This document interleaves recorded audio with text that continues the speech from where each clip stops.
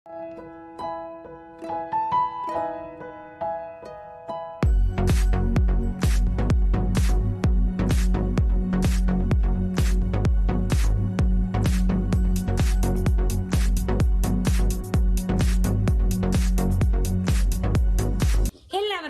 Kitchen സ്വാഗതം. ഇന്ന് ഞാൻ ഇവിടെ ഒരു സാമ്പാർ റൈസ് ആണ് ഉണ്ടാക്കാൻ പോകുന്നത്. ഈ സാമ്പാർ റൈസ് വളരെ ടേസ്റ്റിയാണ്, അതുപോലെ തന്നെ ഉണ്ടാക്കിയെടുക്കാൻ വളരെ എളുപ്പവുമാണ്.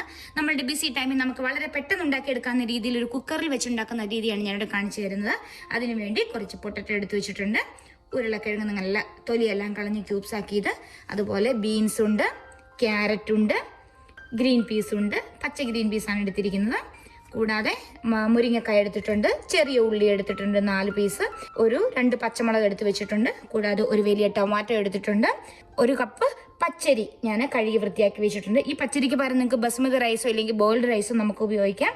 കൂടാതെ തുവർ ദാൽ നമ്മുടെ സാമ്പാർ പരിപ്പ് എടുത്ത് വെച്ചിട്ടുണ്ട്, കൂടാതെ മൂങ് ദാൽ നമ്മളുടെ ചെറുപയർ പരിപ്പ്. ഇത്രയുമാണ് ഇതിന് മെയിൻ ആയിട്ടുള്ള ഇൻഗ്രീഡിയൻസ്. ഇതുകൂടാതെ നമുക്ക് ഇതിലേക്ക് കുറച്ച് പൗഡർ എല്ലാം ആവശ്യമുണ്ട്, അത് നമുക്ക് എന്താണെന്ന് നോക്കാം.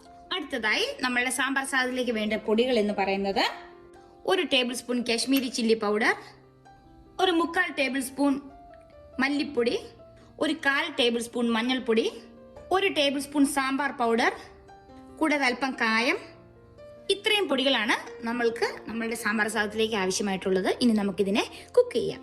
ഇപ്പോൾ ഇതാ ഒരു കുക്കർ അടുപ്പിൽ വെച്ചിട്ടുണ്ട്. അതിലേക്ക് ഞാൻ ഒരു ടേബിൾ സ്പൂൺ എണ്ണയും ഒഴിച്ചിട്ടുണ്ട്. അതിപ്പോൾ നന്നായിട്ട് ചൂടായിട്ടുണ്ട്. അതിലേക്ക് ഞാനൊരു 1/2 ടീസ്പൂണോളം ജീരകം ഇട്ട് കൊടുക്കുകയാണ്. അത് നന്നായിട്ട് പൊട്ടി വരുമ്പോൾ നമുക്ക് നമ്മൾ എടുത്തു വെച്ചിരിക്കുന്ന വെജിറ്റബിൾസ് എല്ലാം ഇതിലേക്ക് ഇട്ട് കൊടുക്കാം. ഇപ്പോൾ ഇതാ വെജിറ്റബിൾസ് എല്ലാം ഇട്ടിട്ടുണ്ട്. അതിലേക്ക് ഞാൻ ആവശ്യമായ ഉപ്പും കൂടി ഇട്ട് കൊടുക്കുകയാണ്. അതിനുശേഷം നന്നായിട്ട് ഇളക്കി നമ്മളുടെ ഈ വെജിറ്റബിൾസിനെ ചെറുതായിട്ടൊന്ന് വഴറ്റിയെടുക്കണം. ഇപ്പോൾ ഇതാ വെജിറ്റബിൾസ് അത്യാവശ്യം നന്നായിട്ട് വഴറ്റി വന്നിട്ടുണ്ട്. ഈ സമയം ഞാൻ കുറച്ച് കറിവേപ്പിലയും കൂടി ഇട്ട് കൊടുക്കുകയാണ്. അതിനുശേഷം നമ്മൾ എടുത്ത് വെച്ചിരുന്ന പൗഡർ എല്ലാം കൂടെ ഞാൻ ഇതിലേക്ക് ഇട്ട് കൊടുക്കുകയാണ്. നന്നായിട്ട് ഇളക്കി കൊടുക്കുക. ആ പൗഡർ ചെറുതായിട്ടൊന്ന് എണ്ണയിൽ കിടന്നൊന്ന് മൂക്കണം. ഇപ്പോൾ ഇതാ നമ്മളുടെ ഇട്ട പൗഡറൊക്കെ ചെറുതായിട്ടൊന്ന് മൂത്ത് വന്നിട്ടുണ്ട്. ഈ സമയം ഞാനിവിടെ എടുത്ത് വെച്ചിരിക്കുന്ന ടൊമാറ്റോ ഇട്ട് കൊടുക്കുകയാണ്. എന്നിട്ട് നന്നായിട്ട് ഒന്നും കൂടി ഇളക്കി കൊടുക്കുക. ഇനി ടൊമാറ്റോ വേകാനൊന്നും നിൽക്കേണ്ട, നല്ല ചൂടിലേക്ക് ചെല്ലുമ്പോൾ തന്നെ ടൊമാറ്റോ ഒന്ന് നന്നായിട്ട് വാടി കിട്ടും. ഈ സമയം നമ്മൾ എടുത്ത് വെച്ചിരിക്കുന്ന പരിപ്പ്, അതുപോലെ മൂങ് ദാൽ, ചെറുപയർ പരിപ്പ്. ഈ ചെറുപയർ പരിപ്പിന് പകരം നിങ്ങൾക്ക് നമ്മുടെ സാമ്പാർ പരിപ്പ് മാത്രം ഇട്ടാൽ മതി, തുവർ ദാൽ മാത്രം ഇട്ടാൽ മതി. പക്ഷെ ഞാൻ ഉണ്ടാക്കി നോക്കിയപ്പോൾ എനിക്ക് നമ്മളുടെ ഈ മൂങ് ദാൽ ഇടുമ്പോൾ ഒരു പ്രത്യേക ടേസ്റ്റാണ് നമ്മളുടെ ഈ സാമ്പാർ റൈസിന് കിട്ടുന്നത്. അതുകൊണ്ടാണ് ഞാൻ ഇത് രണ്ടും ഈക്വൽ ക്വാണ്ടിറ്റി എടുക്കുന്നത്. കൂടാതെ നമ്മുടെ പച്ചരി, ഇതെല്ലാം കൂടെ നന്നായിട്ടൊന്ന് ഇളക്കി കൊടുക്കുക. അതിനുശേഷം നമ്മൾ ഇപ്പം അരിയും നമ്മുടെ പരിപ്പും ചേർത്ത് 1.5 കപ്പാണ് വന്നിട്ടുള്ളത്. അപ്പോൾ അതിലേക്ക് ഞാൻ 6 കപ്പ് വെള്ളമാണ് ഒഴിച്ചു കൊടുക്കുന്നത്. ഞാൻ ഓൾറെഡി മെഷർ ചെയ്ത് വെച്ചിരുന്നതാണ്. നിങ്ങൾ ഏത് കപ്പ് എടുക്കുന്നോ ആ കപ്പിന് തന്നെ വാട്ടറും അളന്നെടുക്കുക. ഒരു 6 കപ്പ് വെള്ളം ഒഴിച്ചാൽ മതിയാവും. അതിനുശേഷം ഇത് നന്നായിട്ട് ഇളക്കി കൊടുക്കുക. ഉപ്പ് നോക്കുക, ഉപ്പ് കുറവാണെങ്കിൽ ഈ സമയം നമുക്ക് ഇട്ട് കൊടുക്കാവുന്നതാണ്. ഉപ്പ് അല്പം മുമ്പ്, നമ്മൾ ബിരിയാണിയൊക്കെ വെക്കുന്ന പോലെ തന്നെ ഉപ്പ് അല്പം മുമ്പ് നിൽക്കണം. റൈസ് വെന്ത് വരുമ്പോൾ അതിലേക്ക് പിടിക്കുമ്പോൾ നമുക്കല്ലെങ്കിൽ ഉപ്പ് കുറവായിട്ട് വരും. അതുകൊണ്ട് ആവശ്യത്തിന് ഉപ്പും ചേർത്ത ശേഷം നമുക്കത് അടച്ചു വെക്ക് വേവിക്കാം. ഒരു 4 വിസിൽ വരെയാണ് വേവിക്കേണ്ടത്. ഇപ്പോൾ 4 വിസിലിന് ശേഷം നമ്മൾ ഓഫ് ചെയ്യുന്ന നമ്മളുടെ സാമ്പാർ റൈസ് നല്ല ചൂടെല്ലാം എയറെല്ലാം പോയി ഞാനിത് ഓപ്പൺ ചെയ്തിട്ടുണ്ട്.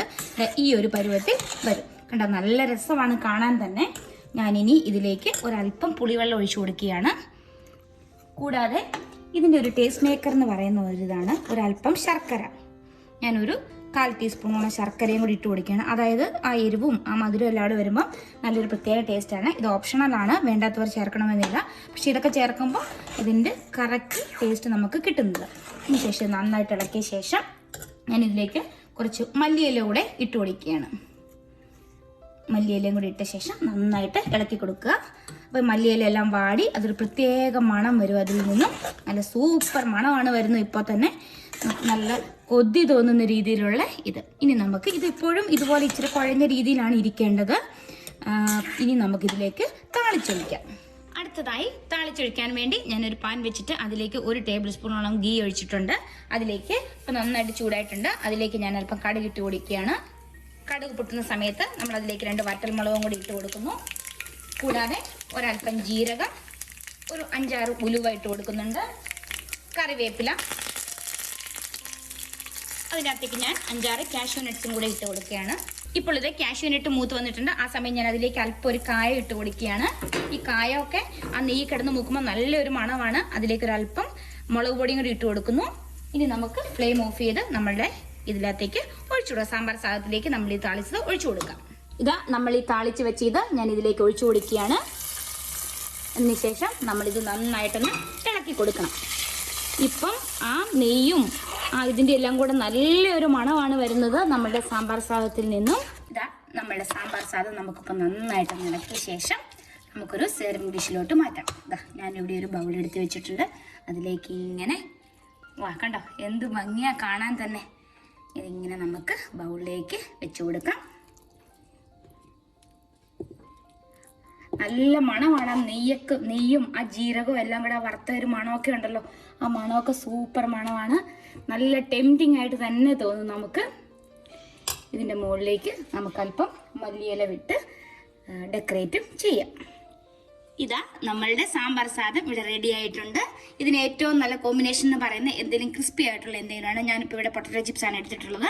നിങ്ങൾക്ക് പപ്പടം വേണമെങ്കിൽ അത് കൂട്ടാം. വേറെ ഒരു കറിയുടെ ആവശ്യമില്ല. ഓൾറെഡി വെജിറ്റബിൾസും മസാലയും എല്ലാം ഇതിനകത്ത് എത്തിയിട്ടുള്ളതാണ്. അതുകൊണ്ട് നമ്മൾ വേറെ ഒന്നും ആഡ് ചെയ്യേണ്ട ആവശ്യം വരുന്നില്ല. ഇനി നമുക്കിതൊന്ന് ടേസ്റ്റ് ചെയ്ത് നോക്കാം. ഇതുണ്ടോ എന്ത് ഭംഗിയായിട്ടാണ് ഇരിക്കുന്നത്. നല്ല മണം വരുന്നുണ്ട്. ഇതുണ്ടോ നല്ല സൂപ്പറായിട്ട് തന്നെ വന്നിട്ടുണ്ട്. ഞാൻ നല്ല ചൂടാണ്. അപ്പോൾ നമുക്കിതൊന്ന് ചൂടില്ലാത്ത ഭാഗത്തുനിന്ന് കുറച്ചെടുത്തിട്ട് ടേസ്റ്റ് ചെയ്ത് നോക്കാം.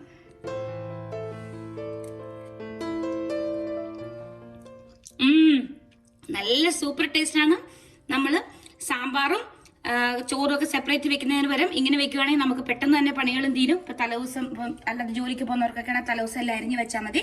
രാവിലെ കുക്കറിലിട്ട് വേവിച്ച് കഴിഞ്ഞാൽ പെട്ടെന്ന് തന്നെ ലഞ്ചിൽ നമുക്ക് പായ്ക്കാനും പറ്റും. അപ്പോൾ ഇതുപോലത്തെ ഈസി ആയിട്ടുള്ള റെസിപ്പികൾ നിങ്ങളൊന്ന് ഉണ്ടാക്കി നോക്കിയിട്ട് വീഡിയോ ഇഷ്ടമായെങ്കിൽ എൻ്റെ ചാനൽ ഒന്ന് സബ്സ്ക്രൈബ് ചെയ്യുക. അപ്പോൾ ഇനിയൊരു പുതിയ വീഡിയോയുമായിട്ട് കാണാം. Thank you so much.